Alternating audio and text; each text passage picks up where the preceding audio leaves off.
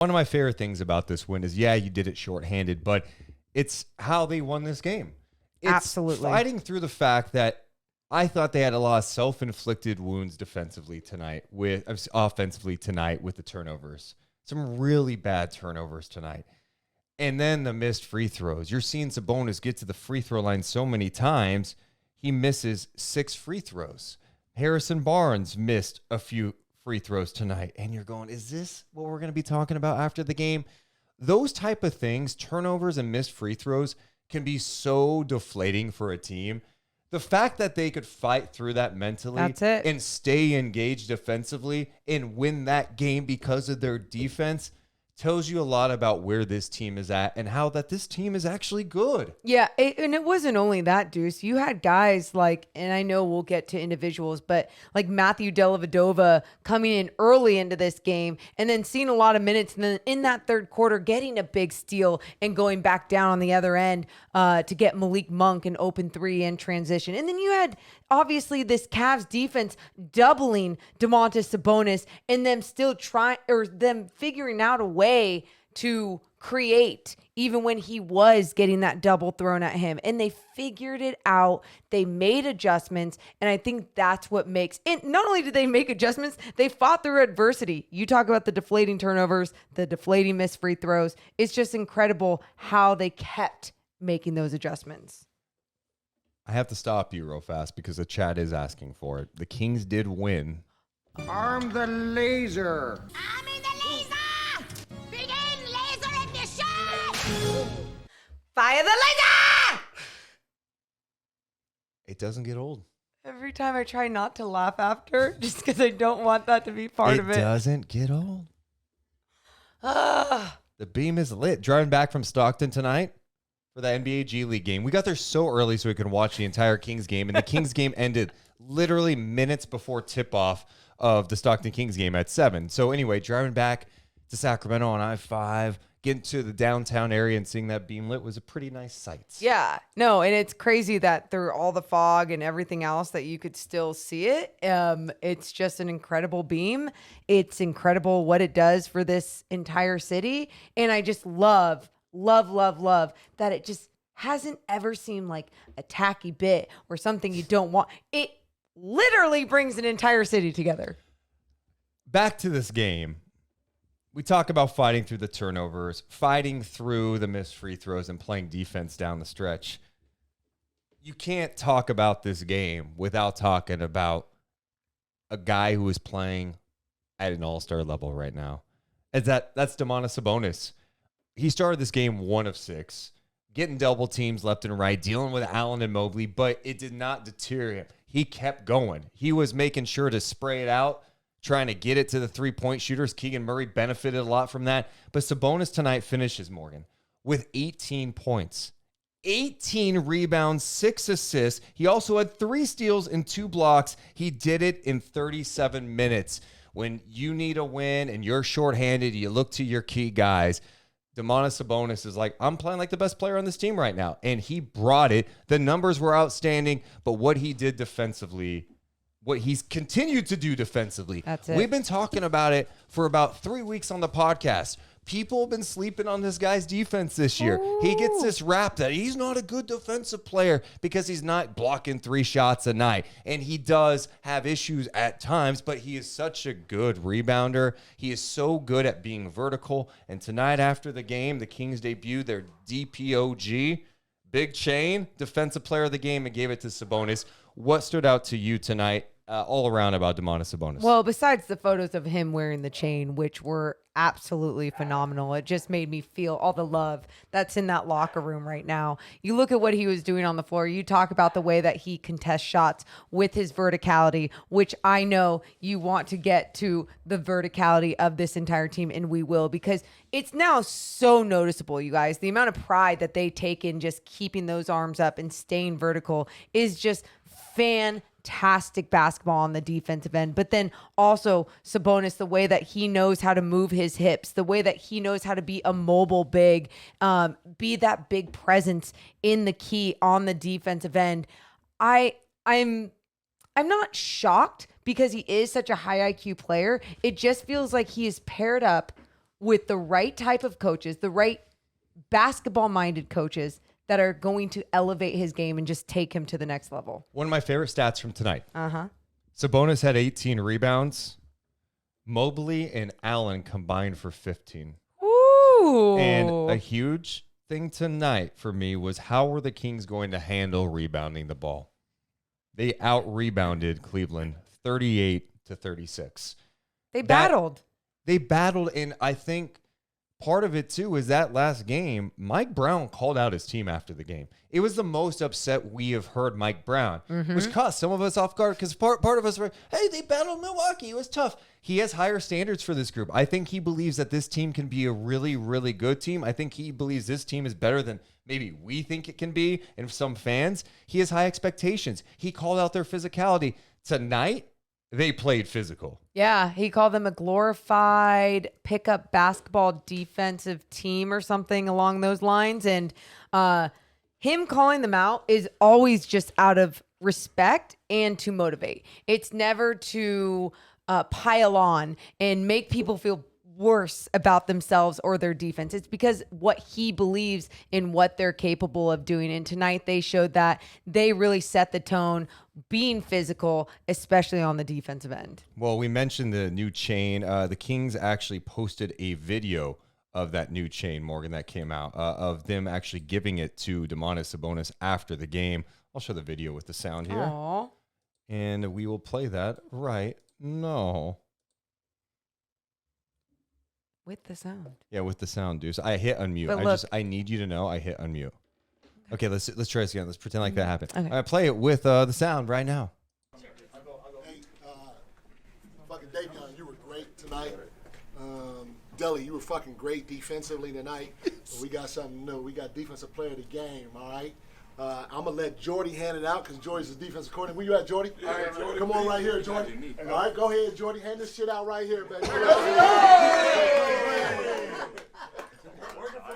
19 rebounds, 15 verticalities. Go, Miles. Here we go!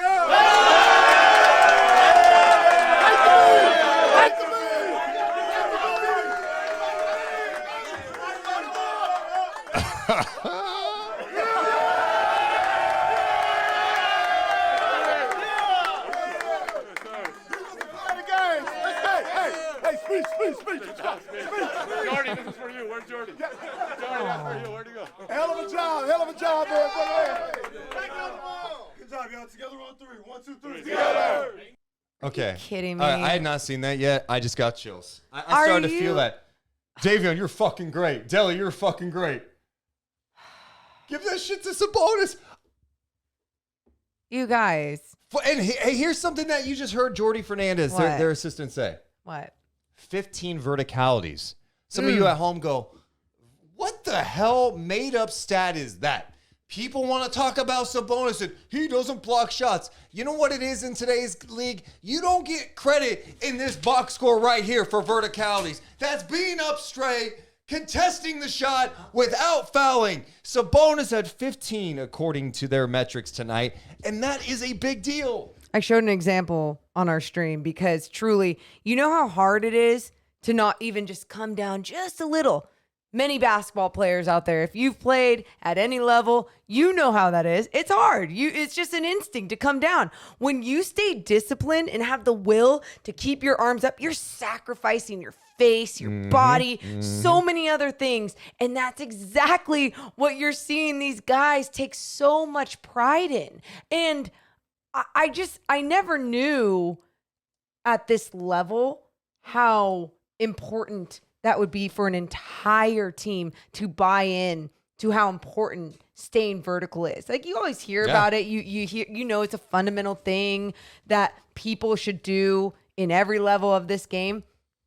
You're seeing every player do it on this squad, but Sabonis is obviously dominating that stat line for these guys right now. And he wins that really awesome, looks like a fancy DPOG chain, defensive player of the game chain it's kind of with the Kings logo in the background. They're not the first NBA team to hand out the chain. The Cavs actually do something similar, like a junkyard dog chain. The Nuggets have something too. Actually, DeAndre Jordan won it last night. I saw Michael Malone give it to him after the game, after they won in Portland. But, those little things, I think those things matter, especially when you're trying to establish a culture. What did Mike Brown say when he first took over the team? He said many things, but one of the things that really stood out to me was talking about having a soul, having an identity. I recall. They have that right now. This fan base is connected with this team. That team in that locker room after the game, the excitement that came from that moment, they had laser pointers going all over the place. Did you not feel like you were in that locker room in Yeah. that moment? No, truly. Like, I felt like I was part of the team. It was like celebrating Sabonis and everything that he did out there tonight and the rest of this team. You can feel that energy, that genuine joy for one another and the accomplishments that they are having, and just celebrating each other is so very important. And I know some people might be listening around the NBA and go, yeah, like we've seen that our entire time at this organization. It hasn't been in Sacramento. Those small, little, very important things have not been here. And that's why we are celebrating every single thing that we are noticing with this team this season. I just think it's cool. It's really cool. It's a good thing to get people engaged. And also when you're trying to encourage this team to be a good defensive team when they haven't been a good defensive team as a franchise in, 16 years. Having something like that is a cool thing. It's not just a chain for who was the best player tonight. It's defensive player of the game chain that we hand out during wins, and you won it tonight, Sabonis. One other thing I want to bring up, I mentioned Sabonis with 18 points, 18 rebounds, 6 assists, 3 steals, 2 blocks. He just had 2 turnovers. Allen and Mobley combined for 27 points, 15 rebounds, 2 blocks, 5 turnovers, and an assist. Hey, and that's great to see, especially when we talk about what we lack here in Sacramento with bigs. And so many times whenever there's a loss against the Milwaukee Bucks the other night, the amount of tweets I got of people talking about, we need this, they need to trade for this, and this needs to happen. I mean, you got to understand there's just going to be nights that other teams are just better, championship caliber teams. But then there's also going to be nights you're going up against some really good bigs in this league, and you're capable of still dominating or accomplishing things that you are supposed to be doing out there. The next guy we got to talk about, unless you have someone else. Let's see if we're going to say the same person at the same time. Ready? Okay. On 3? Yeah. 1, 2, 3. Keegan Murray. Yeah. Thank you. Same page. Keegan Murray tonight. Okay. Another good game. His last 5 going into tonight, he was just under 15 points a game, efficient shooting tonight. He got it going from the start. 12 points early. He got into some foul trouble, some ticky-tack stuff, to be honest. Let's be real. Either way, the guy was really good. He had 18 points. He was 6 of 8, all of those from three-point land in the win. What did you see from Keegan Murray offensively and defensively? Well, let's start from the beginning of the game, the way that he came out, right? Hitting those corner threes, hitting those outside shots. It just looked so different than it has before. It looked like the Keegan we saw in preseason, in Summer League. Just that confident shot, didn't give a shit about anyone else, anything else, what was going on, the outside noise, and was just knocking those down the way that he knew he could. And they needed those shots because especially we talked about the way that they were doubling Sabonis early on, the defense collapsing. Okay, how else can we make sure to score in this game, especially if we aren't going to get every single paint touch that we need to get? We need to knock down those open shots. Keegan set that tone early with this squad. And he hit a huge one with 1:22 to go. Davion found him. He hit a 3 to make it 101-95 with 1:22 to go.